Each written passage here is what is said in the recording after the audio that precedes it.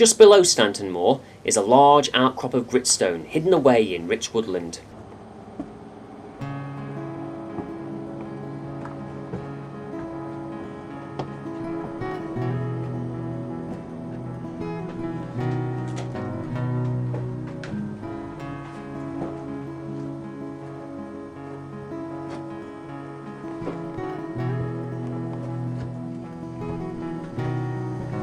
The cavern I'm in now is not natural.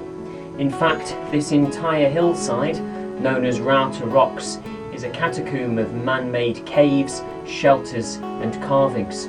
This pillar was put here at the same time that many of these caverns were carved or placed together. It's Victorian because this is a dream of a local Victorian gentleman, one who was impassioned by the local antiquities and history and wanted to create something to please his friends and family within the landscape they owned.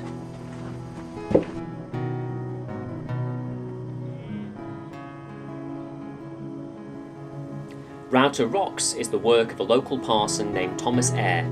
The Eyres are an extremely ancient family who came across with William the Conqueror from Normandy and were granted lands in Derbyshire. A distant member of the line was Robert le Eyre, who was warden of the Royal Forest of the Peak. Thomas Eyre lived in the Grand Vicarage at Birchover and over many years built a lot of what can be seen at Rowtor Rocks today.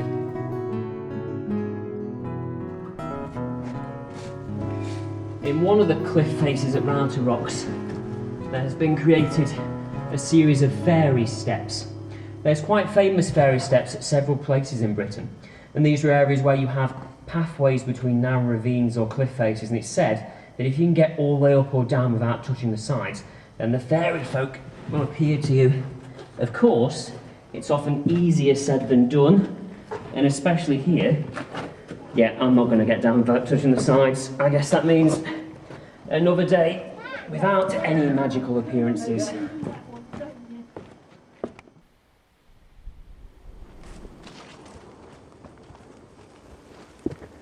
It was said that Thomas Eyre used to climb up to the summit of Rowtor Rocks, following its secret and winding paths to the rocks where he used to sit and meditate on the landscape.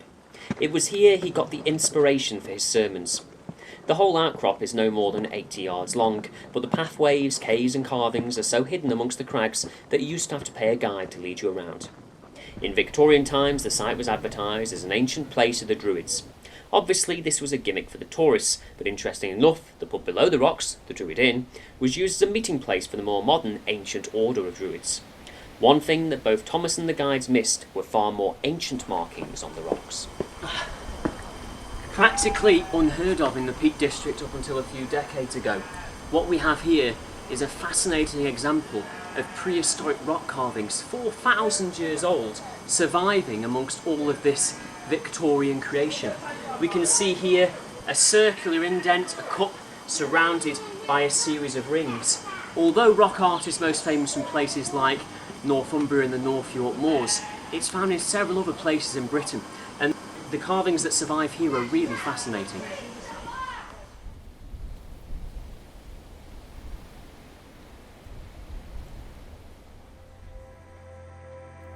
Near to Bateman's lifelong home, we can follow an overgrown path to find a lasting monument.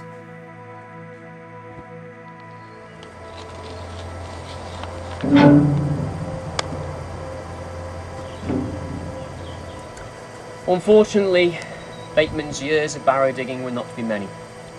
August 28th, 1861, he sadly passed away after a very short illness. He was only 39 years old. 5 years later, his wife Sarah was to follow him, and they were both buried in this tomb, which is found behind the chapel in Middleton by Yorgrave. In this small enclosure, this beautiful tomb was constructed in his memory. On top, a cinerary urn similar to many of those he excavated from the barrows he loved so much. One of his final wishes, and indeed one that was present in his will, was that his massive collection of archaeological remains should be kept together in perpetuity. But sadly, within a generation, it had been dispersed, and much is now lost to us. But his legacy lives on. His 3 fantastic works and the impact he made not only on our understanding of prehistoric ritual monuments, but also in the field of archaeology in general, will live on. And that is a fitting memorial for him.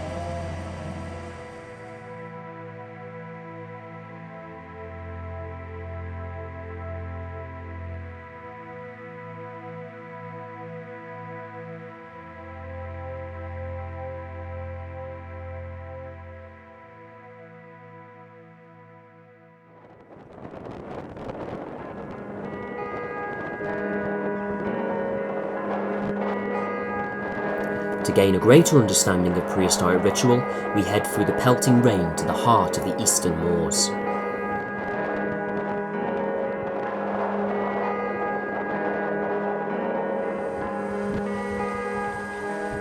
The Derbyshire mist has set in, and I think it's going to be with us for the day, unfortunately.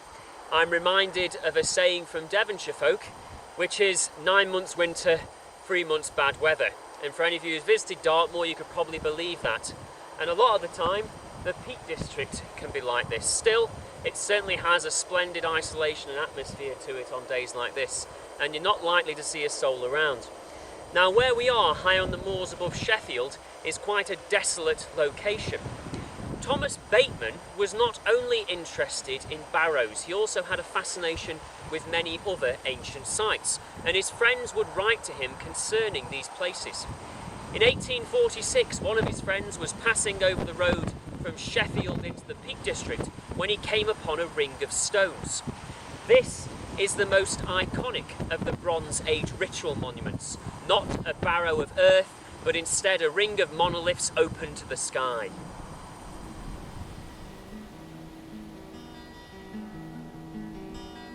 Arbor Lowe is the largest stone circle in the Peak District.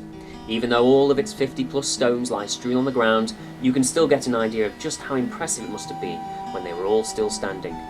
For a long time it was postulated the stones were never upright, but evidence on the ground of 7 stumps confirms the fact that they once stood. All fell in antiquity, probably because of shallow stone holes and fracturing of the already eroded limestone rock. The stones themselves would have looked weathered even in the Bronze Age, having been quarried from a nearby but now vanished limestone pavement. Even though you would now count over 50 stones, originally there would have been less, probably between 41 and 43, as a number of the monoliths have broken into smaller pieces with the effects of time. The ring appears to have been height-aligned to the south-southwest, where the entrance and a 3 metre tall stone would have marked the location of the midwinter sunrise.